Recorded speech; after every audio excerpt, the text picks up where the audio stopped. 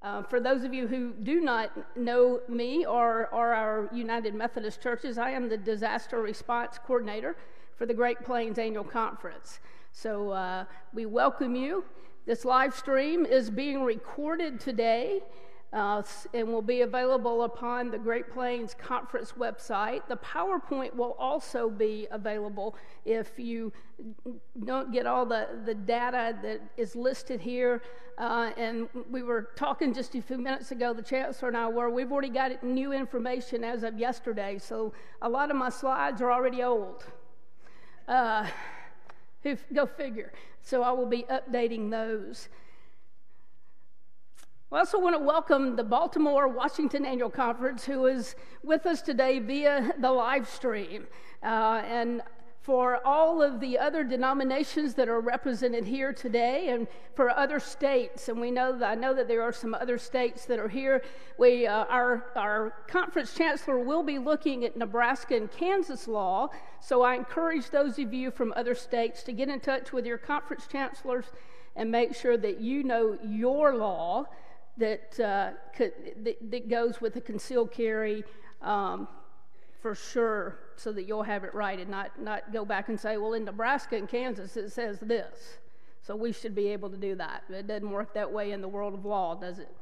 I do want to welcome David Sheely with us. David is, like I said, one of our conference chancellors, and he will be speaking to us in just a while. There will be a question and answering time at the end.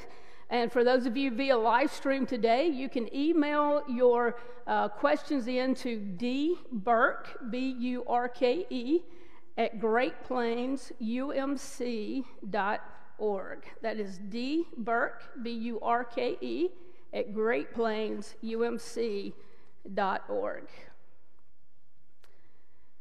The first question that we probably have asked ourselves, and the first question that we're probably asking ourselves right now, is why are we even here today? Why do we even need to look at active shooter awareness? And what has driven us to this point in time in our lives and even in our very own churches? I'm going to say very quickly up front, this is not advocating for guns in our places of worship. I do not believe that is the answer. So this is not advocating for guns in our places of worship. I feel that why we are here today is because we want to be people who strive to live in a more excellent way.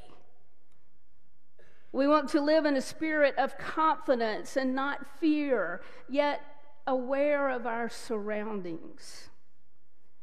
We are here today to learn what our options are if we are ever faced with a situation, wherever we are, in the workplace or at a football game or in the mall or even, yes, in our places of worship. It is our responsibility as people of faith to prepare and be prepared, to know how to respond immediately and in the right fashion as to not cause further damage. So our focus of why we're here today, of being Christ-like, of being people of faith, I think is just kind of embodied in the verse of Scripture in Micah 6:8. He has told you, human one, what is good and what the Lord requires from you: to do justice, to embrace faithful love, and to walk humbly with your God. That is why we are here. That is why we come as people preparing so that we know and so that we are ready for the whatever. FBI, and I want to apologize for the screen on this side. We didn't realize, or I did not realize when this was the only time frame the church had to host this, that the sun was going to be shining right through the screen. So if you need to adjust on this side so where you can see here, please feel free to do so. I apologize for that. I took the only spot of time the church had open today, so if you want to move around, please feel free to do that.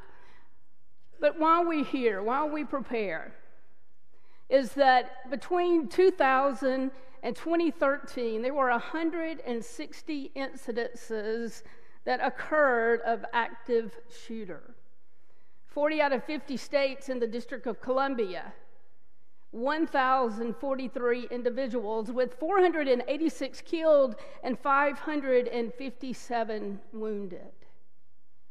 And that was from 2000 to 2013. Would anybody like to guess how many we have had in the year 2017 already?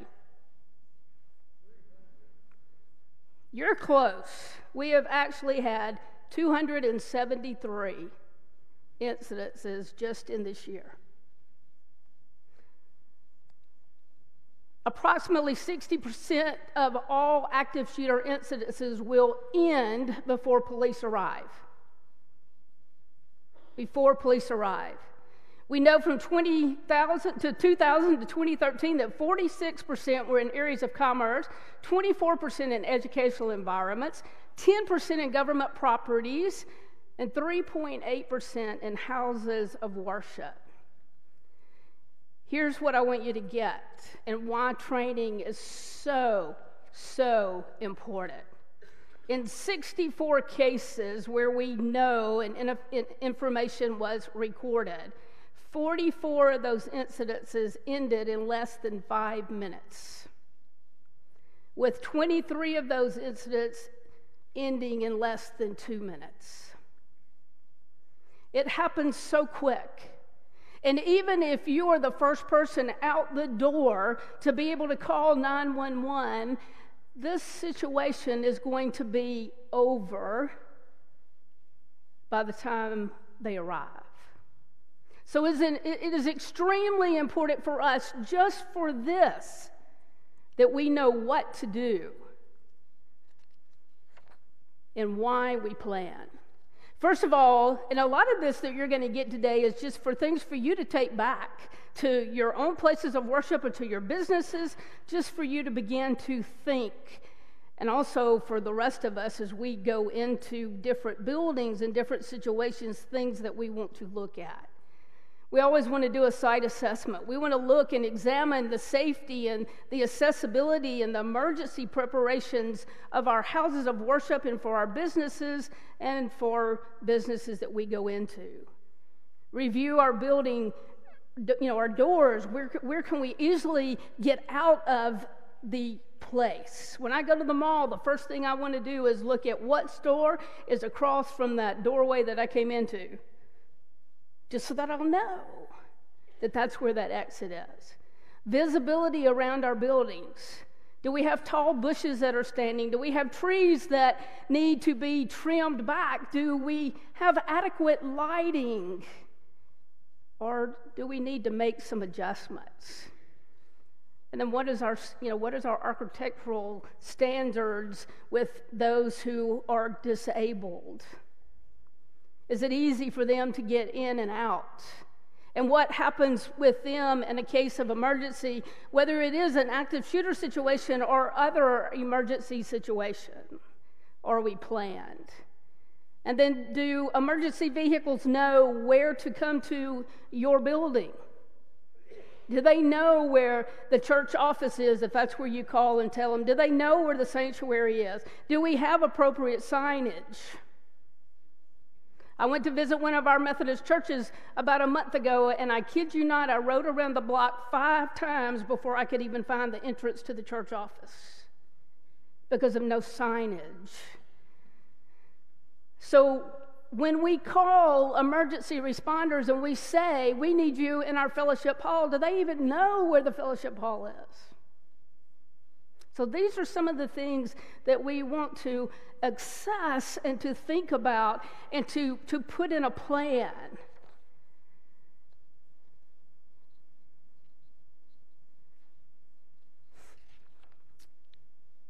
And because we are United Methodists, or I am United Methodist, I'm going to give you the resolution, and then Mr. Seeley is going to come and talk to us a little bit about the law here. But every United Methodist church is a weapon-free zone. In 2014, the Great Plains Annual Conference adopted resolution number 4, which states, when you get down to that we're going to be a church with a vision of a more excellent way by calling on appropriate bodies within the church to recall and adhere to the resolution. We want to reflect the tradition of the United Methodist Church, one of safety and one of sanctuary. And I hope for all of our places of worship that are represented here that it is our goal as people of faith that our sanctuaries remain just that. A place of safety, a place where we do not have to worry. So David, come and speak to us about Kansas and Nebraska law. He is much more qualified than I am, let me tell you. And here's that for that. Uh-huh. Thank you very much. I'm Dave Seeley. I practice law here in Wichita. For those of you who are watching this by live stream in Nebraska, I have been in touch with my colleague Gail Perry and her able staff at the Baylor Evnen firm in Lincoln, so that I think I can speak accurately on the information I'm going to provide you here today regarding Nebraska law as well. I want to apologize. First of all, I was supposed to update these slides, and I missed a couple of references, and I'll point those out when we get to them in the course of the presentation. But there are two issues that I want to address today. The first is, does the church have the legal right to prohibit people from bringing guns into the church building? And the answer to that question is yes, under both Kansas law and Nebraska law. And I'm going to talk about Kansas law first because it has been getting a little bit complicated in Kansas because the legislature keeps changing the law almost every year. And certainly that's been the case over the past few years. Let's see.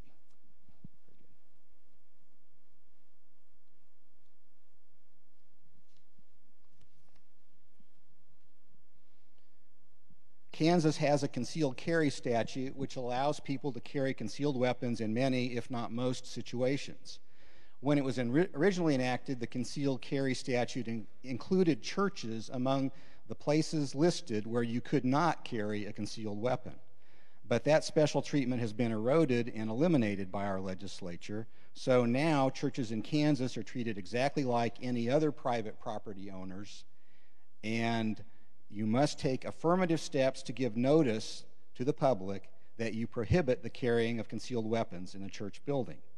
Open carry of weapons is also allowed in the state of Kansas unless expressly prohibited by the property owner. So how does a church give notice that guns are not allowed? The church gives notice of the prohibition of concealed carry and open carry by conspicuously posting signs in a form prescribed by the Kansas Attorney General, which is, and I'm going to skip ahead here just so you can see it, this one, the red circle with a slash over the black handgun on a white background. The circle must be at least 6 inches in diameter. The signs must be posted at all exterior entrances to the prohibited buildings, and it must be posted at the eye level of adults, not more than 12 inches to the right or left of the entrance, and it must be legible and not obstructed or altered in any way. This is the Attorney General's website. The Attorney General has developed signs for different purposes. You'll see 3 examples there and the 4th example of no sign required. And there's this little grid here, if I can point that. Yes. Which is the pointer button? Okay. If you see the lower right-hand corner, that's the lower right-hand box is the one where both concealed carry and open carry are prohibited. That's where those two intersect. You have an option of prohibiting only open carry. You have an option of prohibiting only concealed carry. You have an option of allowing both open and concealed carry. But this is the sign that does both purposes.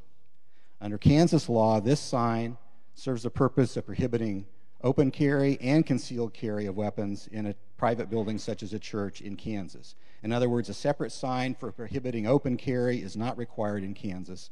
In fact, that octagonal sign in the middle box on the bottom, if you just had that, that would allow somebody in Kansas to concealed carry, even though it says open carry is prohibited, because in Kansas the presumption is that concealed carry is permitted unless it is expressly prohibited by the building owner. Sorry. So in Kansas, use this sign to prohibit carrying of any weapons in the church. The second issue I want to talk about is how these laws might affect the liability of a church in the event of an active shooter or other gun-related incident in a church. In general, churches, like other property owners, have a duty to exercise reasonable and ordinary care with respect to their property for the benefit and safety of persons who enter their buildings with permission. But churches and other property owners are not required to guarantee or ensure the safety of everyone who comes into the church. You are required to exercise reasonable and ordinary care. Whether that duty of reasonable care would require a church to take specific steps to try to prevent a shooting is uncertain, and that would depend on the circumstances, what the law calls the totality of circumstances, and whether it was reasonably foreseeable that such an event would occur in a particular manner. Now, the Kansas concealed carry statute does contain a provision that provides the property owner with some specific protection from liability arising from the actions of persons carrying concealed handguns if the property owner conspicuously posts the required signs, which I've shown you, and provides adequate security measures in the private building. Now, this is one of those instances where I need to tell you about an update, because the reference here to actions of persons licensed for concealed carry of handguns has been modified. Now it just says persons carrying a concealed handgun, because a license is no longer required in Kansas to concealed carry. So this statute has been modified so it would provide liability to a church or any other property owner that posted that the concealed carry was prohibited and provided adequate security measures. But this is harder to do than it sounds. Adequate security measures is a statutory term, and it is defined as the use of electronic equipment and armed personnel, and the statute says armed personnel. I didn't update it to include the word there, and I apologize for that, at public entrances to detect and restrict the carrying of any weapons into the building.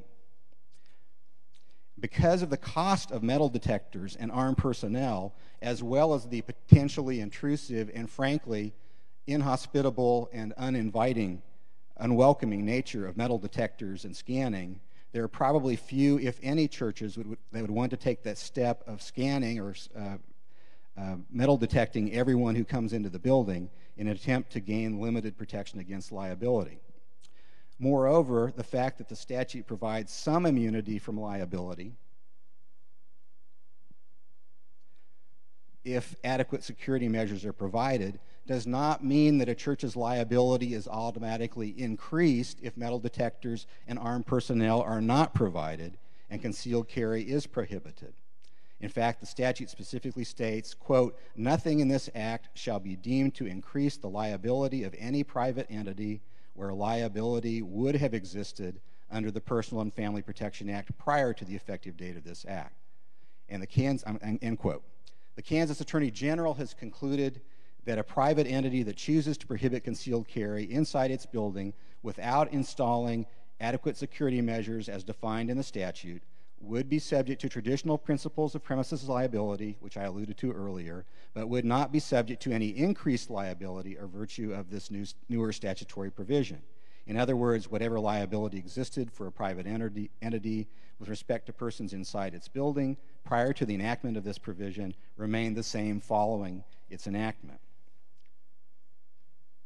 Finally, I should point out that the Kansas statute regarding protection from liability related to concealed carry does not say anything at all about open carry, and therefore it may not apply to protect a church or any other private building owner from any potential liability in connection with the conduct of a person who openly carried a weapon into church rather than a concealed weapon. So it is a limited possibility of obtaining some protection against liability in certain circumstances.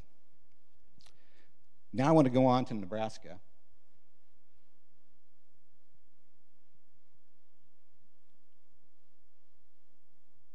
Nebraska also has a concealed carry statute, but it is far more restrictive on gun owners than the law in Kansas. Nebraska's law, unlike Kansas, requires a permit for concealed carry and prohibits carrying a concealed handgun in any place of worship. The term place of worship is not defined in the statute or the regulations, but according to the Nebraska State Patrol website and the legislative history of the act, that term is broadly construed to include classrooms, social halls, fellowship rooms, libraries, and other buildings on the campus of a church complex. And under Nebraska law, because of this statutory language that says a place of worship is not a place where a person carrying the required permit to conceal carry can bring a weapon, a sign is not required for a church to prohibit the concealed carry of handguns. However,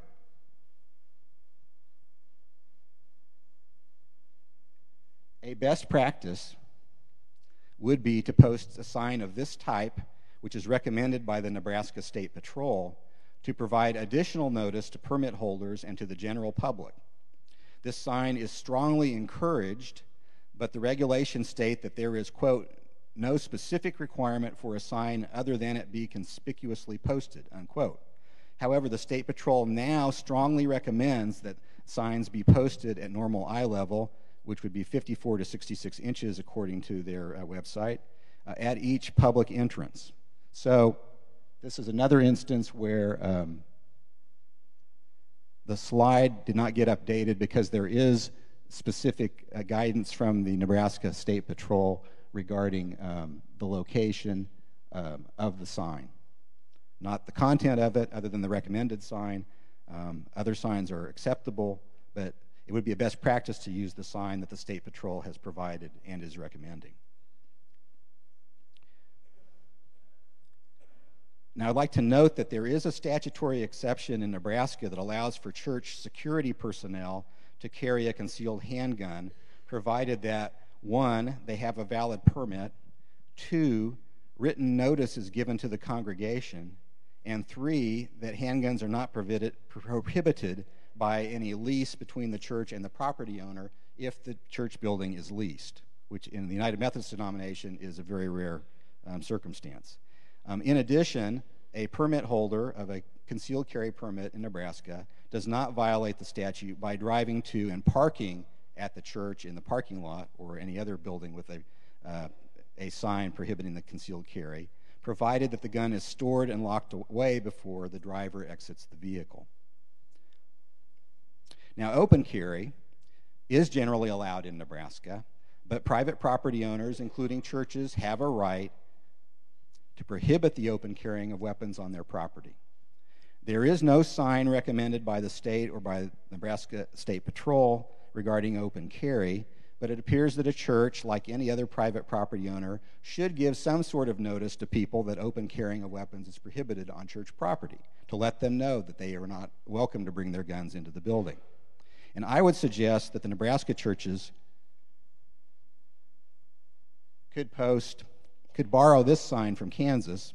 Again, in Kansas, under the regulations, this only prohibits open carry and does not prohibit concealed carry. But in Nebraska, if you use this in conjunction with the sign that just prohibits concealed carry, this would put people on notice that the open carrying of firearms is prohibited. So this would be in addition to the Nebraska concealed carry sign, not instead of it. Finally, with regard to Nebraska, the last thing I'd like to point out is that unlike Kansas, the Nebraska concealed carry statute does not provide for any type of protection from liability in connection with concealed carry. But it doesn't impose any additional liability if concealed carry is prohibited. It's just neutral regarding that proposition. It doesn't have that provision like Kansas has, that if you provide adequate security measures with armed personnel and metal detectors and prohibit concealed carry, that you would then be protected from liability from persons who bring handguns into the building, concealed handguns into the building. There is no similar provision in Nebraska. So the two states have some significant differences that need to be kept in mind.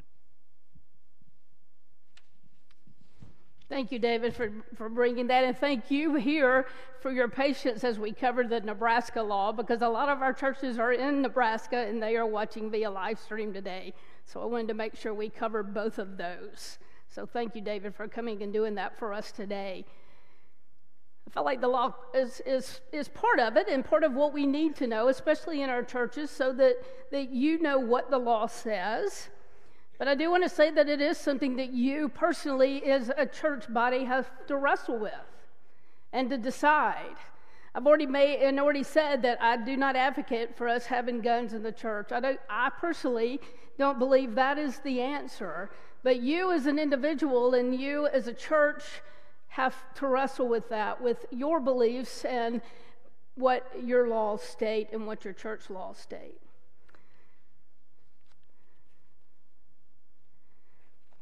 So now we get into looking at the daunting task of things that happen and take place in active shooter situations. When an active shooter situation happens, first responders who come to a house of worship because of that call of gunfire, that is a very daunting task for them. The objective, as hard as it is for those first responders coming into our places of worship or even coming into our places of business, is to have as few fatalities as possible on top of that active shooter's actions. So active shooter situations are defined as those where individual or individuals are actively engaged in killing or attempting to kill people in a confined and a populated area. Active shooter incidences happen quickly and unpredictable, as we talked about earlier, many lasting under 2 minutes and many lasting under 5 minutes. So education is one of our first lines of defense. We've got to talk about it. We have to practice it. We have to know what to do and how to respond. And just like any sports team, well, since football season is here, since, football, you've got to practice. You've got to practice and practice to be good, and you're only going to play as good as you practice. Unfortunately, with active shooter situations, we need to practice because we want people to be comfortable, and we know we want people to be able to respond. So preparing for an active shooter, planning, how are we going to lock down, or how are we going to evacuate if need be? Do all of our personnel of our churches know? What about visitors that come into our places of worship? Is there anything visible to them that would tell them in a moment's notice what to do in case of an emergency? Maybe a little pew emergency guide that we have in the back of our pews, just basic stuff listed for things. Keep in mind the disabled. Keep in mind all ages of individuals that are present. Is there somebody that sits beside you in worship that needs help? How do we select effective shelter-in-place locations? Well, we definitely want to look at rooms if we're in rooms, and Sunday school rooms particularly, rooms that have thick walls, and we want to be sure that we, have doors that lock, doors that are solid, and if there's windows, we want to have blinds or something that we can close the windows, be able to cut the lights off, and then maybe even some first aid kits that are available. So this is part of our planning that we have to look at as far as our whole buildings. How do those people present within our buildings know that there is an active shooter situation taking place? If you're in your sanctuary, and if there's an active shooter that takes place maybe in the fellowship hall, and if somebody gives the announcement, there is an active shooter in the fellowship hall, how will that be heard throughout your building? And then how will everybody know when it's safe to come out of your hiding spaces if you're locked down? And all of that will be dictated to us by first responders because they will definitely be in charge. Things that you will want to share with first responders.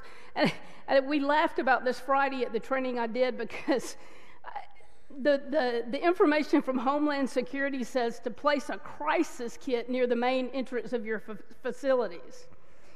Well, that's kind of a dead giveaway, isn't it? Sorry about the pun there, but we need to come up with a better name for this kit that we can have available that has our detailed floor plans there. And then especially for Sunday morning or Sunday night worship, if we can list per room who is in that room. In other words, if we've got 25 3-year-olds in room 101 from 11 to 12, then our first responders would like to know that. Have flashlights in those rooms, keys to any doors that stay locked or to our elevators, and then key phone numbers. Because if there's someone of you on leadership, especially at churches, that can get to this box quickly and get these things opened and have these things out and ready for first responders when they respond. So pastors and church leaders, I say to you to put someone at task for this. Now, what you're going to say, but Holly, what if that person is wounded? We have a backup. And we have a backup to the backup. But we want to have everything that we can available for our first responders when they enter our buildings. Preventing an active shooter. Can we really prevent? Can we really end it and say that it will never happen? But there are some things that we can do to kind of heighten our alertness. And one of those things is with people who are known to us. And this kind of puts us all on the spot, doesn't it? Because it means that we really have to be our brothers and sisters keepers. That we really have to be those neighbors that we're supposed to be. That we're really supposed to be those church people that we're called to be the church, to know about individuals. To know whether there is a grievance that somebody has against someone else. If someone is being stalked, inappropriate acquisitions of multiple weapons being bought. It still floors me to this day that the man in Las Vegas bought 23 guns within like a month time, and that did not send up a red flag to nobody. Escalation in target practice, intense interest and fascination over shootings or other mass attacks, experienced a significant loss, a death in the family, a breakup, a divorce, a job loss. Pastors, I say to us, and I'm one so I can point us out, and we're all creatures of habit, we like to sit in the same place on Sunday. That's how at my last church, my last congregation, I knew who was out on Sunday because everybody sat in the same place. But pastors, if we're not catching everyone's eye, knowing that they sit in the same place, and if we're not seeing that there is something wrong and that normal behavior is not there, we're missing an opportunity. We're missing an opportunity to provide spiritual and emotional care, but we may just deter a situation from becoming ugly. That's my sermon for today. How about that? But there is no win luck. There is no win luck at all. If we knew that there was something that said an active shooter's going to come in and they're going to have on solid black and they're going to have on a black hat and they're going to have on, solid black clothes and have a black backpack, everything, it doesn't happen that way. So this is the reason why that we have to be educated and learn to look at our surroundings, not suspiciously, but just out of a confidential, fear-based kind of, in a way, but not being fearful. But we want to have our eyes opened and look and always be prepared. Now, here we go. This is why you're here. Responding to an active shooter incident. First of all, I want you to realize and I want you to know that there is no single response that fits all situations. There is no single response that fits all situations. No single response. I want you to put that in your head. I want you to get it into that psyche, because that is extremely important when we are faced with these situations. When you're practicing at your church or when you're practicing at your business, practice different scenarios so that you have to react and respond differently. Of course, we know our natural response is going to be, we're going to be startled, we're going to be fearful, there's going to be heightened anxiety, even to that experience of, oh, this is not happening, we're not hearing this. The noise from alarms that may go off and from gunfire and explosions and people shouting and screaming and crying are going to get our attention and going to pull on our emotions. And hence, again, the reason that training is extremely important, so that we will know how to positively respond immediately in a situation. And it's basic. 3 basics. All you got to do is you got to know how to run, you got to know how to fight or hide. Yeah, for those of us who can't run, we got to learn how to hide or fight. We want to run away from the shooter. And when we're running away from the shooter, we do not want to run in a single file line. You'd be surprised the run, hide, fight videos that you look on YouTube, and they're running out of the building single file. And they keep running single file. When you get out that door, you disperse and you go in 1,000,000 different places. Seek a secure place where you can hide or deny the shooter access. And then if all else fails, if we get to the bottom of it, we want to incapacitate that shooter. Now, of course, again, hear me, our first action of defense is to run away. Run away in the opposite direction. And when you run away, leave your personal belongings behind. You will be able to get them back. But at that point in time, there is nothing that is important in your life that is in that pocketbook or that backpack or that briefcase. Leave those things behind. Visualize ways out. Avoid escalators if we have a situation, and I put this in because of malls that have escalators, but avoiding those escalators and avoiding elevators because of the noise. Now, if your sanctuary or a place of worship is on a 2-story where you have to get in an elevator to go down to the main level, then what I suggest that you train your people, those people that absolutely have to, you get in that elevator and then you cut it off.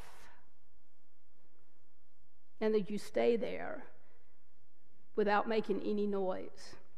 Take others with you, because people are going to freeze. People are going to be alarmed. So when you're running, grab people and take them with you. And when it is safe, when you are far out the door and you are far away, call 911.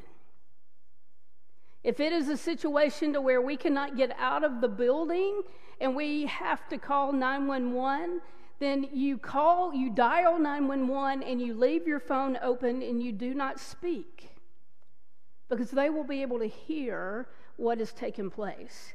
And if you have the location activated on your cell phone, then they will know the location that you are at. Giving first responders as much information if we can. If we cannot run, if the choice is not there, if we physically cannot, then our second best option is to hide. And when we're in a room, we want to lock doors and we want to barricade those doors. We want to close and lock the windows, the blinds, turn off the lights, silence all electronic devices. I don't know how many times I've watched some active shooter aftermath played out on television, and it's showing people who were in there locked down filming the situation. Any noise from a cell phone or from anybody talking, even your phone, if it vibrates, still makes that noise, could get the attention of that active shooter. So we want to cut our cell phones off. We want to silence everything in the room. And we want to remain in that area until first responders come around and tell us that it's all clear. And at all last matters, we want to fight. If it is not safe to run, if it's not safe to hide, then as a last resort, let's fight. And women, ladies, this is where our pocketbooks come in handy, because they all weigh 25 to 30 pounds because we carry everything in them. So you've got a deadly weapon on you already. So you just start slinging that thing to incapacitate that active shooter. Anything that is in our grasp. And I think God would be okay with the fact if we threw a hymnal or a Bible at him in a desperate time.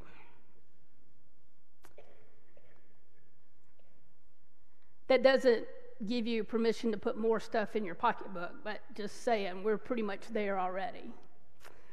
Interacting with our first responders, law enforcement's first priority must be to locate and to stop the person or the persons believed to be shooters. Everything else at that time to them is secondary. They're going to enter into our buildings looking for an individual with a gun. And whoever and however many people they see with a gun, they're going to take them out. Because that's their first priority. We want them to be able to do their job. So we want to make sure that we are still and don't jump at them and grab hold of them. You know, here's a policeman here and he's going to save me. Well, you know, we're interfering with him doing his job to find that active shooter. So we want to avoid any kind of quick movement.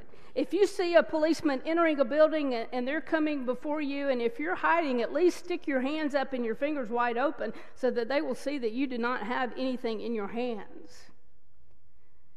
We do not want to ask questions. We don't want to interfere with them.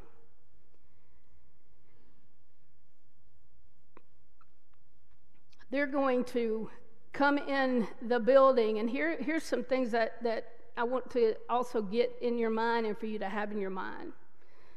Though you or others may be wounded, remember, law enforcement's purpose is to stop the active shooter as soon as possible. Therefore, they will not take time to tend to the wounded or determine how many people have been injured. Instead, they will proceed directly to the area in which the last shots were heard. In your training, you have to talk about that over and over and over, because that's what's going to take place. And here are some other things that will probably happen. Officers may come in teams of 4. They may wear regular patrol uniforms, or they may have on bulletproof vests or the KFOR helmets, you know, the big black helmets with the shield on the front, and other tactical gear. They may come armed with rifles and shotguns and handguns. They may use pepper spray, or they may use tear gas. They're going to most likely come in the buildings shouting commands, and they may even push us out of the way to keep us safe, or either to get them more accessible to where they hear the gunshots taking place.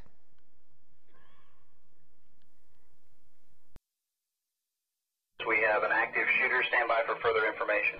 Tragedies such as the 2007 mass shooting on the campus of Virginia Tech, the 2009 shooting at the Fort Hood, Texas military post, and the 2011 attempted assassination of Representative Gabrielle Giffords at a public appearance in Arizona are all examples of active shooter situations. An active shooter is an individual actively engaged in killing or attempting to kill people inside an occupied structure or outside in a populated area. In most cases, there is no pattern or method to their selection of victims. Active shooter situations are unpredictable and evolve quickly. It is important to be prepared for such an event. Make it a practice to identify potential escape routes and have a plan in mind, even if you are just visiting a facility. In the event of a shooting at your location, you must quickly determine the most reasonable way to protect your own life. You will need to determine if the best course of action is to evacuate or to hide. Call 911 when it is safe to do so. If there is an accessible escape route, attempt to evacuate. Be sure to leave your belongings behind. Help others escape if possible, but do not attempt to move wounded people. Evacuate regardless of whether others agree to follow. Warn individuals not to enter an area where the active shooter may be, and follow the instructions of any police officers. If evacuation is not the best option, find a place to hide where the shooter is less likely to find you. And be sure your hiding place does not trap or restrict you or your options for movement. Consider the difference between cover and concealment. Cover will protect you from gunfire, and concealment will hide you from the view of the shooter. Quickly choose the best option. If you are caught out in the open and cannot conceal yourself or take cover, you might consider trying to overpower the shooter with whatever means are available. To protect your hiding place, lock the door if you can. Block the door with heavy furniture, and close, cover, and move away from windows. Hide behind large items such as cabinets or desks. Remain quiet. Silence your cell phone and/or pager. Even the vibration setting can give away a hiding position. When you call 911, remember to tell the operator the location of the active shooter. If there are multiple shooters, physical description of and number of weapons held by the shooter, as well as the number of potential victims at the location. When law enforcement arrives on the scene, their primary goal is to eliminate the threat and stop the shooter as soon as possible. First responders will not be able to stop to help injured persons until the environment is safe. Knowing what to expect will help keep you calm and allow law enforcement to quickly neutralize the threat. Officers may arrive in teams with tactical equipment such as vests, helmets, and rifles. They will need to take command of the situation. Expect to experience officers shouting orders and even pushing people to the ground for their safety. It is possible that officers from multiple jurisdictions will arrive on the scene. When law enforcement officials arrive, it is important that you keep your hands visible at all times. Avoid making any sudden movements.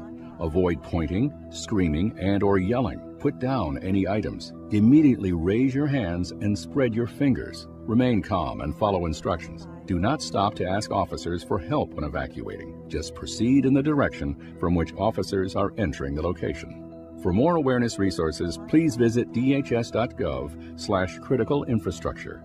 And this video is available on the Homeland Security website. You can also get it off of YouTube and for you to use in those situations. So afterwards, the unfortunate has taken place. We have been faced with things that we never dreamed that we would be faced with. And yet we are still the church. We are still places of worship where people come to find safety and to feel loved and to feel secured. So the healing, the comfort, the compassion is something that immediately we need to look at and to strive to uphold. The song, and they'll know we are Christians by our love. Well, they will know that we are people of faith by our love. How we respond, how we act, will be a very loud message to the community and to the world.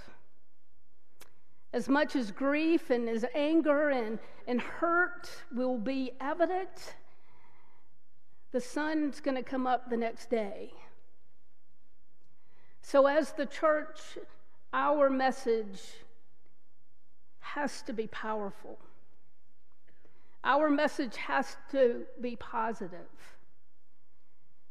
It is important to take steps to begin the healing process, but at the same time, we need to be very careful about making decisions and rushing into decisions that will have a long-term outlook. It's okay to go slow and to take time. Have licensed trauma counselors available for your congregation and for those in your community who have been touched. And provide these services at a location away from your church. Life and activities in and around the church will be chaos for many days. I want you to know that. There is investigations that have to take place, and so there will things that will just be chaotic. So understand that. But we as a church must continue to be the church.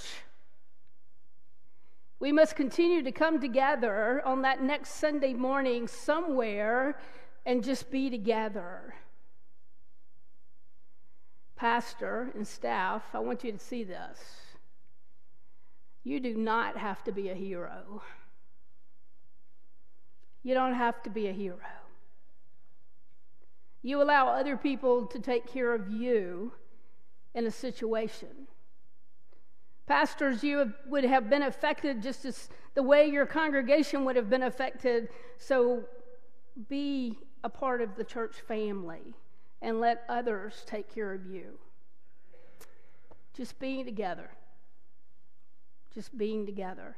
If you're United Methodist, you can count on your district superintendent and myself and our bishop who will be present with you. And we will be there with you to walk through every step of this. I will help you find those licensed counselors and bring them in as part of disaster response. And we will be with you to begin that worship time again. And I would make my services available to any of you here from any congregation, any denomination. I would do that. Any questions and answers at this time? David, do we have any from the live stream? All right. Any for?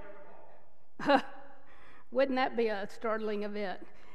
We have 2 microphones down, so if you will please, if you have a question, come and ask in the microphone. David, why don't you come on up, because I have a feeling they may be more for you than me. If we have questions. Any questions? Sure, go ahead, Liz. So I do have just a logistics question. Reading You can the paper. take it out. Take it out of. Yeah, I forgot to tell you you're supposed to take it out. Don't just squat. Okay. So run, it says when it's safe to call 911. But then we're talking about when we hide, turn your phone off. Call 911 first. We do. Okay. Yes. Just wanted to clarify. Thank you. I'm glad you brought that up, because that is right. And law enforcement that I conferred with on this said we would rather have 50 people calling than nobody calling. So thank you for bringing that up.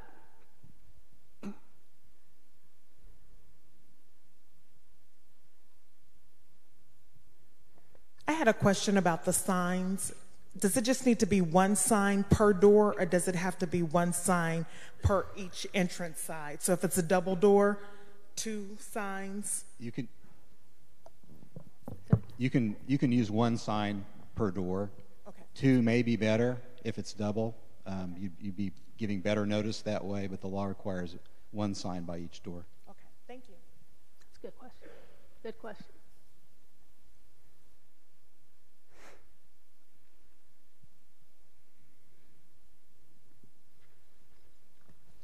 I work in the nursery, and so my question is, do you have any advice on how to keep the children quiet and calm when everything's going on?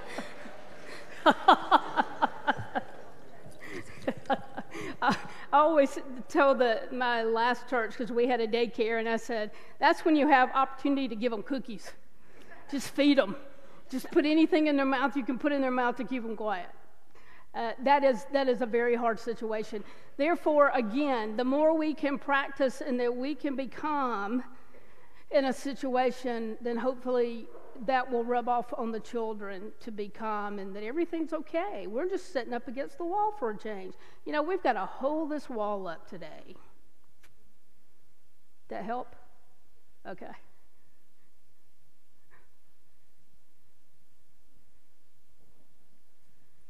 We had been told in an intruder training by our local police to, if we put the, no weapons here, allowed here, that also communicates, we don't have any weapons, come on in. What's your opinion about that?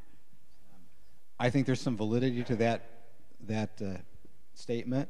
I also think that in Kansas, if you don't have a sign that prohibits concealed carry, you're inviting people to bring weapons into the church. If you don't have a sign that prohibits open carry in Nebraska, you're inviting them to bring weapons into the church.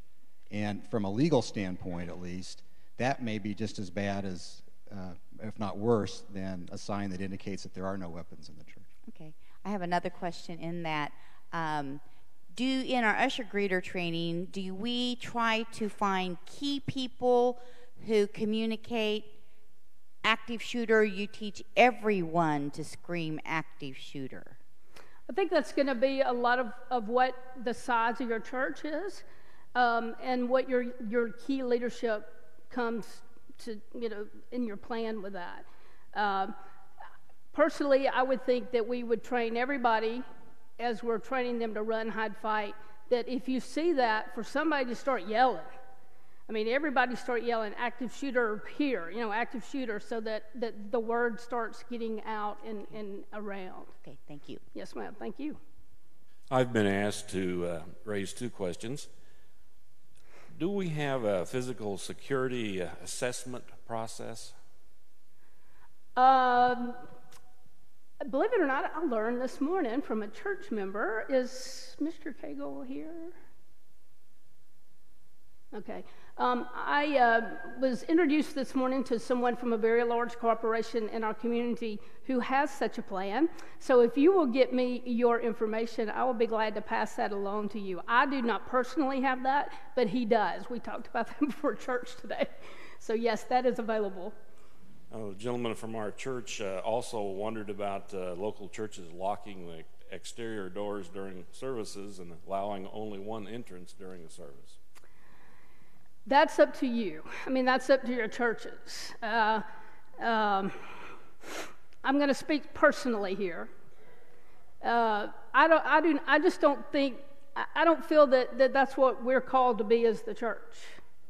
Now, if our church is designed in a way to where doors it could prevent maybe, and I know I'm probably not saying this clearly, but then yes, like back doors, yes, I would say that would be okay. But again, I think that's something that theologically we have to wrestle with, and then security-wise we have to wrestle with. I know our church here, now we are locking these doors, but we have a person here that can allow individuals in the door. So that might be an option if you want to lock down the doors. Did that answer that? Thank you, sir. Okay, David, you got one? We have two email questions after all. First, who is legally liable when there is a shooting? Say that again. Who is legally liable when there is a shooting? Well, in the first instance, the shooter would be legally liable because that's the person who actually committed the wrongful act. A church could, theoretically, in some instances, be liable if it failed to exercise reasonable care, and that led to any kind of an injury, whether it was a slip and fall on the wet tile in the fellowship hall, or someone, if the church could, especially if you knew that someone had made a threat and you didn't do anything about it, you didn't notify the authorities. There are any number of factual variations that we could speculate about. But the point is the church does need to exercise reasonable care, or at least it could be claimed that the church was negligent. The second question we have from the email is from a pastor who asks, how do we begin this conversation in our local churches? Many are resistant to having the beginning conversation. Holly? I will be glad to come meet with the church leadership to begin that conversation, because yes, it is a very emotional topic, and it's a very hard topic. But yet, as a clergy, I feel we have to have that. And we have to begin at the beginning, and we have to be sensitive with how we prepare and how we talk to our congregation. But I would be happy to assist with that. Jill? I have two questions. One is, I'm curious, you said something about be very clear and direct in your communication, so something like active shooter, fill in the blank. And I'm just curious, I feel like I've heard other places to use some kind of a code word or something like that. Can you talk a little bit more about that? Yes. A few years ago, they were saying use code words. Okay. But what happened 2 or 3 years ago, a code word was used at a facility, and the code word that they had for an active shooter was another incident that could take place. And so the individuals within that corporation that was marked with going and getting the resources were out in broad daylight of the active shooter. So Homeland Security and FEMA and everybody has come back together now and say the best option is just be absolutely clear of what it is, so that there's no confusion. Like if you had an intercom or something like that, would it be appropriate to say over the intercom, active shooter in X room, or yes. like that direct, yes. and that try direct. to get the message to as many people as possible? Exactly, because the quicker we can get it out, the quicker we can respond. Okay, my other question is, the way I understood what you were saying, it's kind of like the first preference is to run, the second preference is to hide, the third preference is to fight. So I'm wondering if the order of those things depends on the age of people you have, or whether you're all in one room, or if you're all in different classrooms, and if you could flesh that out a little bit more for us. Exactly. I'm like imagining 3-year-olds like, I don't know if I want them running. I don't know if I want them hiding. I'm really not sure which would be better or worse. So you're right. You're right, and that is something that if you remember the slide that said about situational scenario, but you're right. It depends on where we are. It depends on the age of who we are and our ability. I mean, I know now with a hip replacement and a knee replacement, my running days are over. So, that's just, so I'm going to be throwing and doing everything else I can do. But yeah, it's just whatever we can do, that is the best way to respond. Correct. I think you were next, and then we'll go back to David. In this day and time, we have a lot of glass around our entrances. This is what I'm concerned about. Oh. Yeah. You have to put it right up to. Oh, okay. In this day and time, we have a lot of glass around our entrances. I don't want to overreact, but I was thinking for our safety, we ought to have bulletproof glasses at our entrances. I don't know. I was asking, what did you think about that? And then second question, there's usually designated people in our church that's allowed to carry weapons. And so how would they be recognized when the police come to we don't want to get shot. That's right. Oh, you're right, and that is. And what would you suggest so we can be recognized as not the active shooter? I asked an officer about that because it has come up in question. The gentleman that I spoke to, who is a police officer in another county from here, said that what he likes is for churches who they know have individuals carrying, that those names are known to him and his department, with hopefully, and this is the clicher, if it's a small congregation, they may know who Mr. Joe Brown is. If it's a large congregation, you're not going to know who Mr. Joe Brown is. So that is one of those situations that I think as a church that you have to look at and you have to struggle with. If we have individuals carrying in our churches and a situation happens and they pull their weapons out and start firing, are we causing more damage? or are we saving more lives? That is something that I think we all have to struggle with and fight with. And I don't know if Jason's in here. Jason has a pretty good view of that, our police officer. Question. Is there any formal training that we can go to so we can learn how to react in such situations if you are one of the persons in the church that's supposed to be armed and carrying? Did Jason, can you hear me out? I think he hears me. He's coming in. I told him he needed to be in here for this because I'm sure somebody was going to ask something that he was going to be able to address, because he and I had this conversation this morning. And David, you may have an answer to that also. Do you? Well, I'm aware of the ALICE training. I don't know that that's responsive to your concern. ALICE, I can never remember the acronym, and that's why I brought my notes up here with me. Awareness. Here. Alert, lockdown, inform, counter, and evacuate. ALICE. And there are some around the country that provide that training for key people in various organizations, including churches. One more question. I'm going to turn this mic over to somebody else.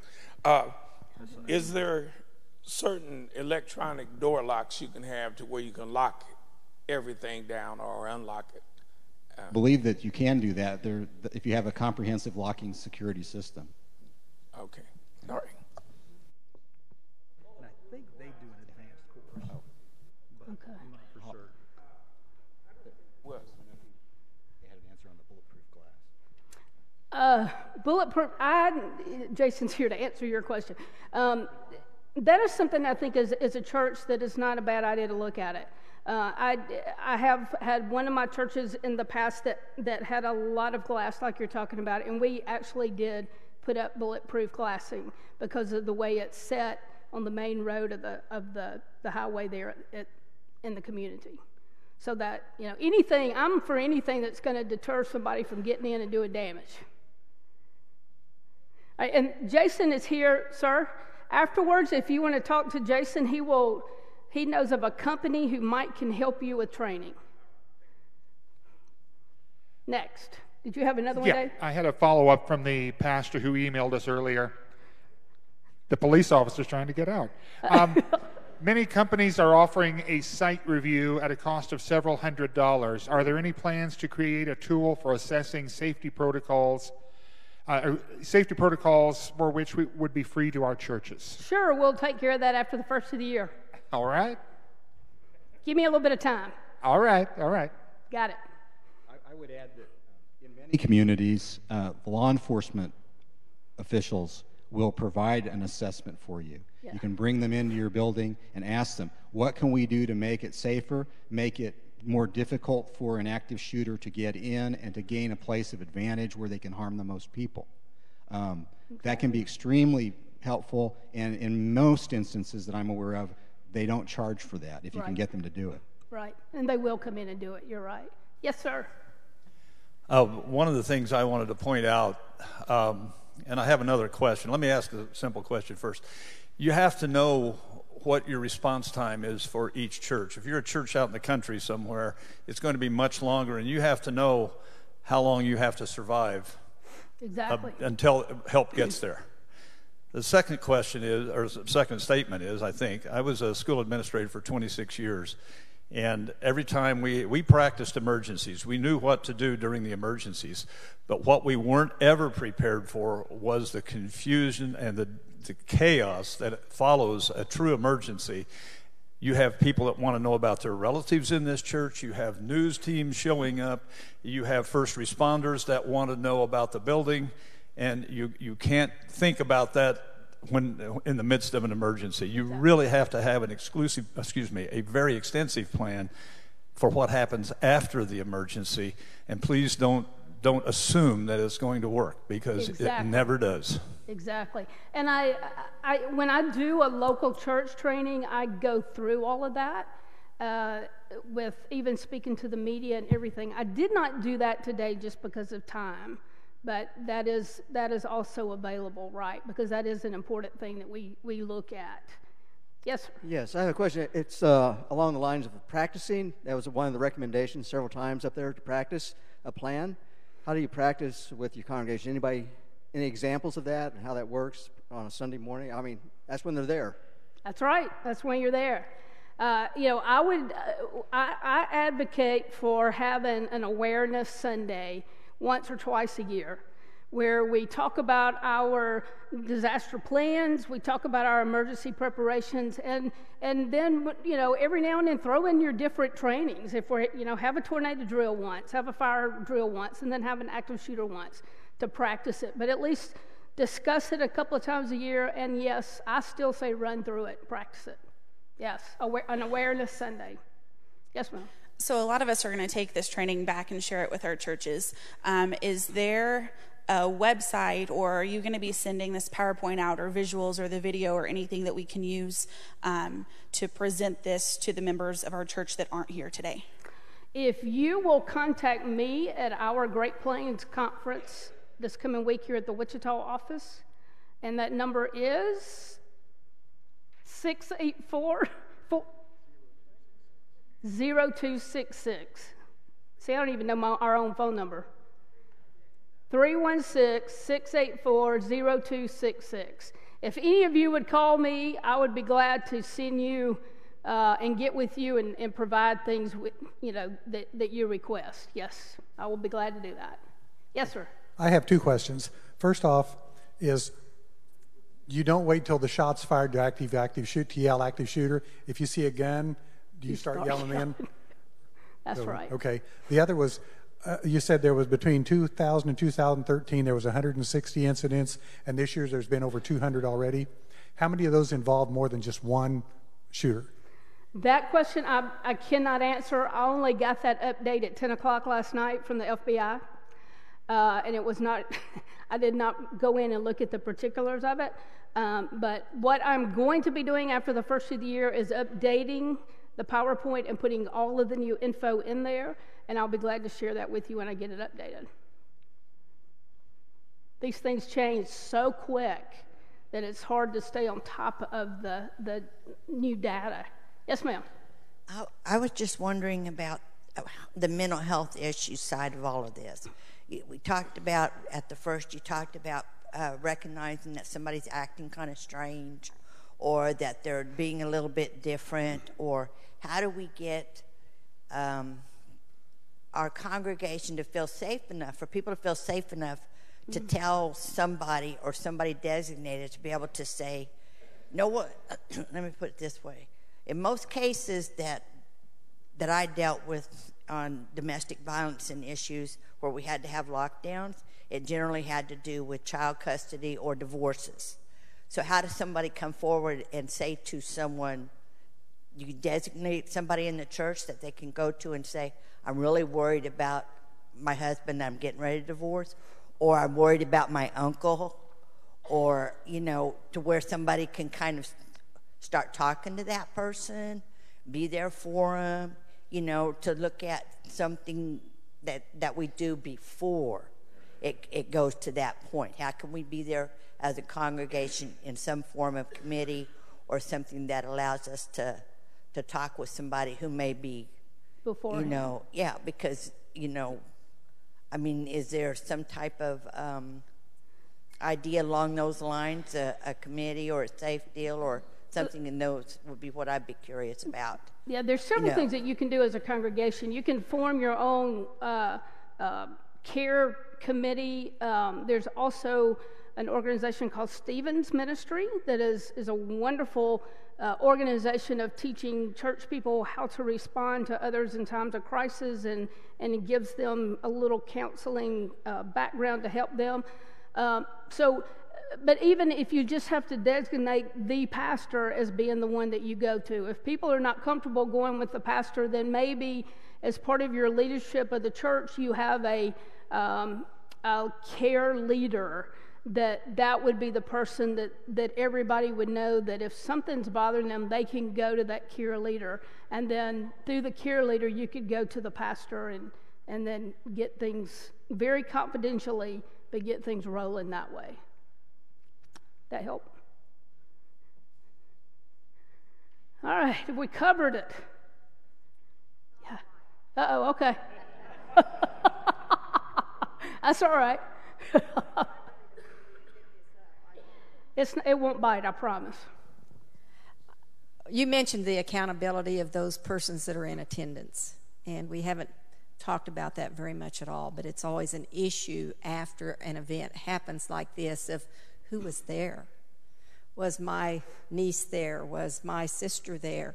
How many kids were in that Sunday school class that were hiding or standing against the wall to hold it up? And this is what some fire department and first responders do. They have two names. And when they go out to respond, they take their name with them. And so when somebody comes back into the fire department or wherever, they know that that person is out, okay? Maybe that's what we need to do in our churches. Right. Maybe we need to have two names. And if it's a visitor, they pick up a visitor's card, and there's another visitor's card that they've written their name on. Maybe we need to come up with some way to account for the people that are in the congregation. That is a great idea. And that's one of the things that I've thought about. The other thing that I've thought about is security cameras. I think if maybe there was a person designated to watch security cameras during the time that the church doors are open, I think it would be a good deterrent. Yeah. Yes, sir. Oh, just a comment on something that she said. And that is, please remember that if an emergency happens in your building, and you're not going to have the leaders in that building available to you because they're going to be at command and control, and they're going to be answering questions with the first responders. And you have to have people. There are not enough secretaries to answer all the phones. There are not enough phones to take all the phone calls. That's exactly right. And you better know who has the authority to release information and what information can they release to the outside. Right. And you have to have someone who is very knowledgeable about dealing with the press, because they're going to hound you and hound you and hound you and try to find you. So you better be in that command and control center so they can't get at you. But you have to have somebody who addresses the questions by the press. You're right. And in our United Methodist system, we have that part down. That is why it is important when a situation happens that the district superintendent and I am immediately contacted, because we're the first people who are going to handle the media on your behalf. And there is a statement that our communication department has already given to me that I carry around with me for any kind of disaster. And then as soon as our communication people get on the grounds and with our bishop, and then our bishop will take over with those type. Now, we know that there will come a time when they want to speak to church representation, and we know that's going to happen. But in the immediate time frame of this taking place, we're serving as those pastors, and we're protecting you. But we know that those times are coming. But we're not gonna allow our people to walk in to a loaded situation with anybody, because we want it to be a healing and a caring and compassionate response. Yes, sir. Yes. You're giving this training. Have you had training on being a concealed, having a permit to carry a concealed weapon? No, I sir. would highly suggest that you do that, because it'll answer a lot of your questions. You know, I've went through it. These people have went through it. You got about 8 hours of a qualified instructor, and he covers all this stuff. One of the things they cover in there, if you do use your weapon, be prepared to go to jail. That's right. Because they're going to come in and shoot arrest you you. But I think you should take the training.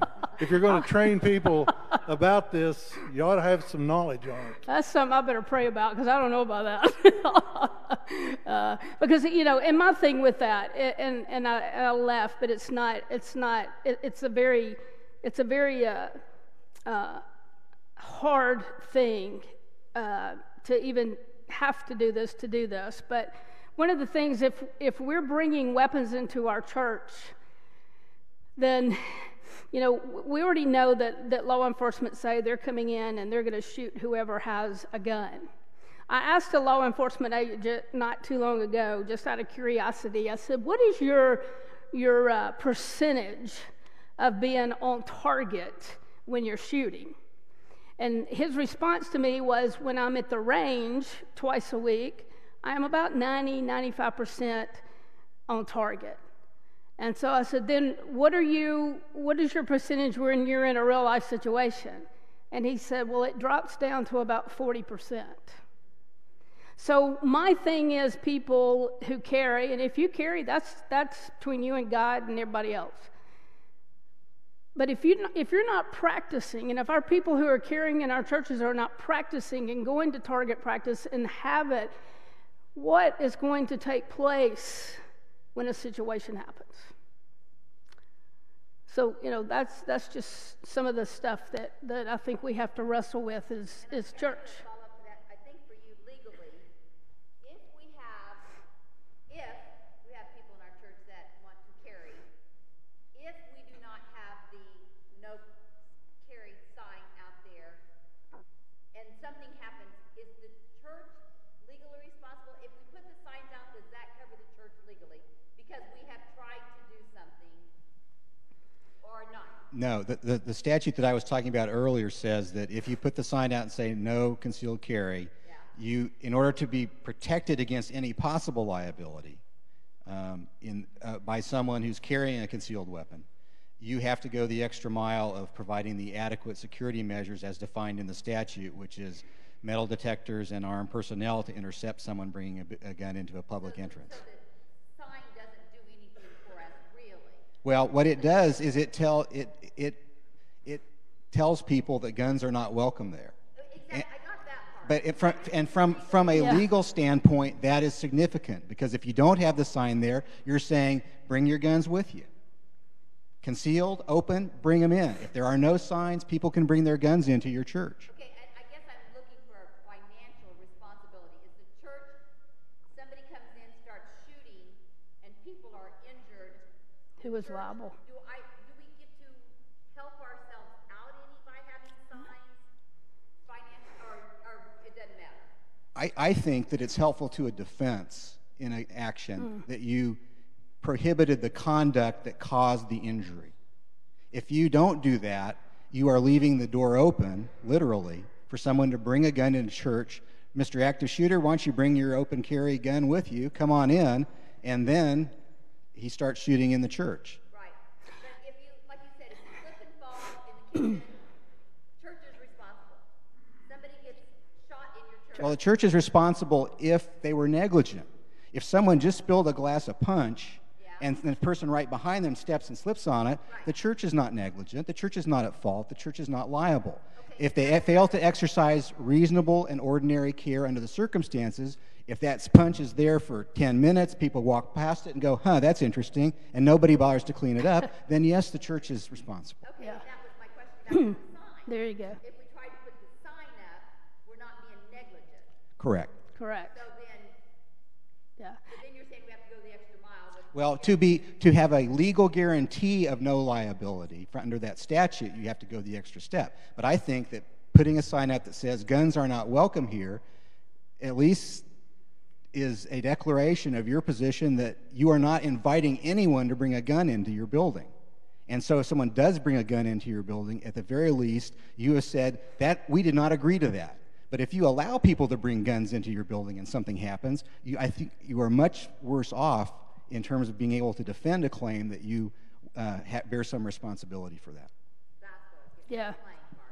There you go. One more, and then we're going to wrap this baby up today, because it's... Pastor Holly, I've been given the advice to pull the fire alarm. I haven't heard that at all. Is that a recommendation? If that's what your church chooses to do. But Reagan, here's the thing. If I'm a first-time visitor and I hear a fire alarm go off, I'm going to think it's a fire. I'm not going to think it might be an active shooter. So that's the reason why they really say, now let's be clear in our wording and just say what it is. because we don't want to misdirect people and cause further damage. But again, that is up to how your church wants to handle your procedures. Okay? All right, thank you, Pastor Jeff. Thank you for allowing us to be here. Thank you for giving of your Sunday afternoon to be with us. And I just have to close with one positive thing. Christ is alive, and he goes before us to show and to share what love can do. This is a day of new beginnings. Our God is making all things new. Christ will be alive. He will go before us. He will show us and he will share with us what love can do even after this type of disaster. It will be a day of new beginnings because our God continues to make all things new. Thank you.